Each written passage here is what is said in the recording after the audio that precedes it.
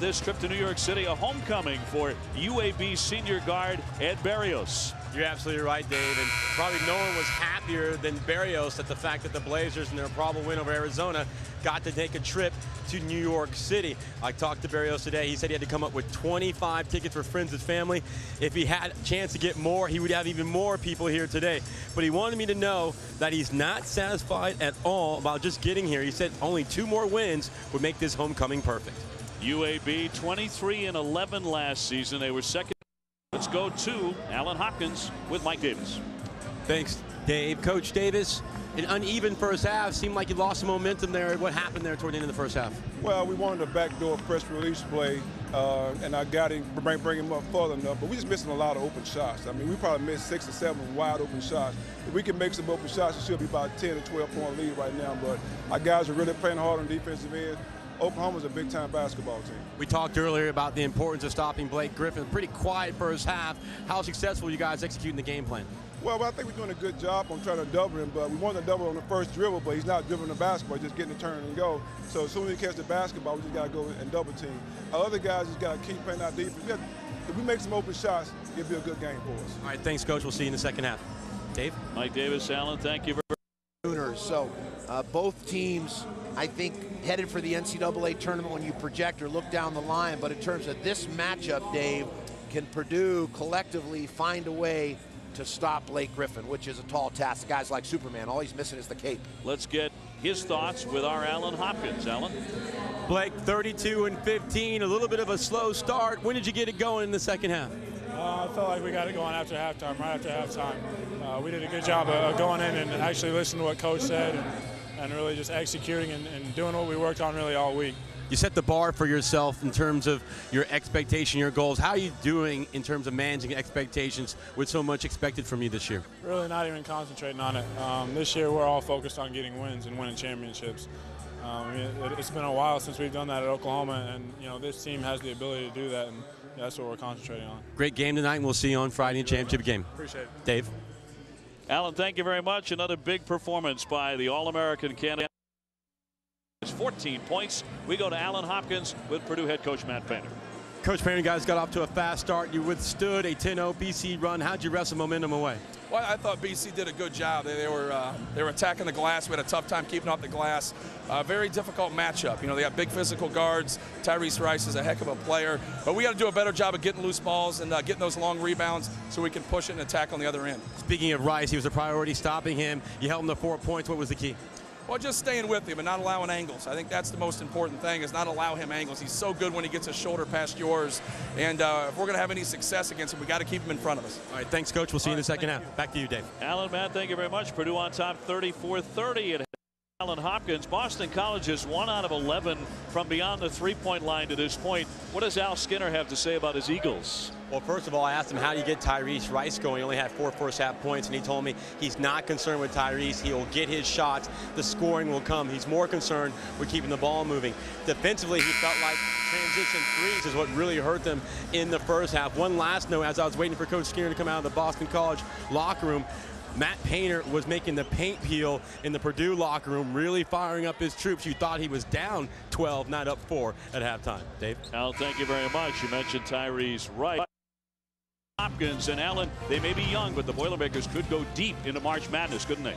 That's the expectation, Dave. Good evening to you. Coach Matt Painter saw his young trio super softs, Robbie Hummel, Jawan Johnson, and E'Twaun Moore, literally grow up before his eyes a year ago as they surprised many by winning 25 games and finishing second in the Big Ten. The one thing Painter told me today that he liked about this group is that they take the hits and they come back for more, and they want to get better, and the expectations are really high for the first Big Ten title since 1996, Dave. Alan, thank you very much. We're underway. Purdue in Oklahoma. He had 23. He's not in the lineup, though.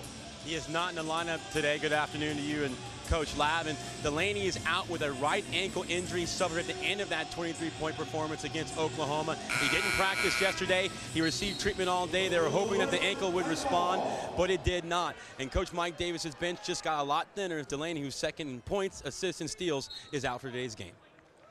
Let me tell you, Dave, went to Thanksgiving in. Let's go to Mike Davis along with our Alan Hopkins. Thanks, Dave. Coach, you were missing Paul Delaney in the third. How have your team responded? Well, power is a big part of what we want to do, but we have good players. You know, we think like 7, 8 guys can really play. Channing Tony really stepped this game up today and played well for us. We just got to get the loose balls, and we just can't settle for the first look that we have. We getting the three-point line in college and the NBA kind of confused. Our guys are spaced out too far out. But once we kick the basketball, we probably miss, again, a lot of open shots, a lot of free throws. But we got to make sure that we keep the basketball moving. I know you were not happy with how tough you guys played against Oklahoma, challenging the guys yesterday. How well do you think they've responded tonight? Well, we have. I mean, Oklahoma's a very good basketball team, but when we back and watch the film, our guys, everybody around the country thought we played hard, but the film tell the truth. It was no offensive rebound. We only had one guy going almost every possession. We just got to get a lot tougher. All right, thanks, Coach. See you in the second half. Dave? Alan, thank you very much. Interesting. It's the first time I've heard a head coach down by 8, and what's Al Skinner talking about heading into the second half? Dave, the main thing, his point of emphasis at halftime is defensive rebound. Really killed in the first half, the points in paint. He says if we take care of our defensive boards, we have a chance to get back in this game. I asked him what Steve Lavin had been saying. How about playing Rice in the backcourt with Paris? He said, I think we'll be okay, but if Rice continues to struggle, it might be something we have to go to sooner than later. Dave? Tyrese Rice, Allen, will start the second half. Allen with Tyrese Rice. Tyrese, you guys were down by 8. What was the key to coming back and getting the win here tonight? Defensive effort, defensive rebounds. We gave up a lot of second chance points, a lot of points in transition, and I mean, they wasn't hitting too many threes, so we was only lucky to be down by 8.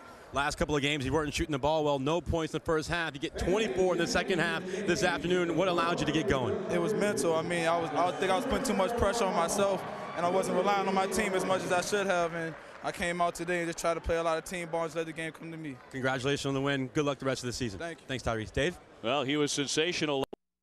A foul will go against Ohio State as we go to our man, Alan Hopkins. Alan? Thanks. Good evening to you, Dave, and Coach Lavin. Well, Jack McClinton is Miami's first all-ACC performer in this conference, and he spent this summer hanging out with LeBron James, spending time with Steve Nash, who really helped him work on his game. He told us earlier, Steve Nash really spent a lot of time helping him see the plays before the play developed, and his coach Frank Hayes echoed those sentiments when he said he's really learning to let the game come to him. He's slowing down, which is making him a better player. There's 20 NBA scouts here tonight, Dave and Coach Lavin, here to see if this self-made player is NBA ready. 20 scouts. Lav will keep tabs on them for us as 1-0 lead as we go to Alan Hopkins.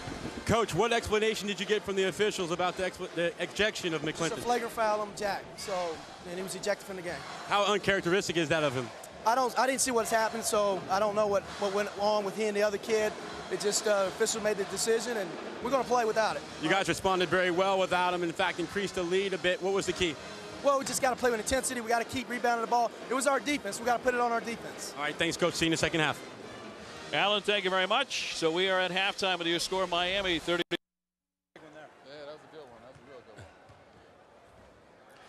Coach Mata, we talked earlier. You said you didn't know what to expect from this young Buckeye team in their first road win. You get your first victory over an opponent ranked in the top 25 since 2006. What does it say about the potential of your team? Well, I'd say I'm awfully proud of these guys. And you know, down 14.5, we kept it as simple as we could. And I hope that, you know, these guys learned a valuable lesson of how hard we've been practicing.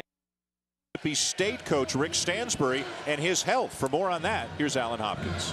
Thanks, Dan. Good evening to you and Coach Knight. Rick Stansbury had a serious viral infection that led to a 4-day hospital stay just this past week. In fact, he was discharged on Wednesday, went home, and was back in time to make the team flight to Cincinnati. The Mississippi State staff told me today they're very concerned with his energy level, and they're really worried about how he'll be able to keep up over the course of the game. The coaching staff, the doctors, and his wife all tried to convince him to stay home, but he refused. So they gave him a laundry list of things he can't do tonight. He won't be wearing a tie, he can't yell, and he can't stomp his feet. We'll see how long that lasts, Coach and Dan, when the game starts. Well, we wish Coach Stansbury the best of health. Let's go to Alan Hopkins. Jidu and his attorney Rusty O'Brien, who says his victim is just as much a victim of a hate crime as he is an assault. He won't comment on his next step. He's weighing his options, but he does not expect to make any motions between now and the January 16th pre-trial. I did ask Rusty O'Brien, the attorney, if he knew for 100% sure that his client was assaulted by Coach Kennedy. He said, I'm not sure. That is what he told me. And then I'll tag it, and then I'll hand it back to you, Dan. For the latest, for another angle, here's Alan Hopkins. Thanks, Dan. I did talk to the cab driver, the victim of the alleged assault, Mamadou Jidou, and his attorney, Rusty O'Brien, about an hour ago. Jidou didn't want to talk too much. He gave the phone to his attorney, O'Brien, who told me his victim, his client, is just as much a victim of the hate crime as he is the assault. He added O'Brien is weighing his options, but doesn't anticipate any emotional development between now and the January 16th pretrial, where Keeney is expected to be in appearance. I did ask him if his client was 100% sure that Coach Keeney was the one who assaulted him, and O'Brien said, quote, "That's what he told me, and that's what I'm going by." He added there's plenty of eyewitness accounts. He's already put together his list. He plans to talk to all those eyewitnesses, but it's clearly, Dan, that just less than 24 hours since this incident happened, that many layers are still being peeled away in this story. No question about it. Andy Kennedy was not at liberty to share that much with us because it is now a legal matter, but he did share with us that his 3 assistants. Andy Kennedy with Alan Hopkins. Thanks, Dan. Earlier today, you talked about how much of a distraction everything was. How well do you think your team responded in the first half? I'm proud of our team. They battled. Louisville's a very talented basketball team, and I thought early they had us on our heels. We finally settled in and said, hey, we're not playing the Celtics. Maybe we can make a shot here or there and try to get back in the game. I was really proud of the effort, especially of our young guys late. You're preaching mental toughness. You guys hung tough there, battled back in the second half of the first half. What was the key? Well, you're right, mentally tough. This has been a tough 24 hours for us, and our guys are going to rally. They're playing with extreme energy. We got to play with some passion. Got to do a better job on our defensive glass. If we do that and make a shot here and there, I think we can keep this interesting. All right, thanks, Coach. We'll see you in the second half. Back to you, Dan. All right, Al, thank you.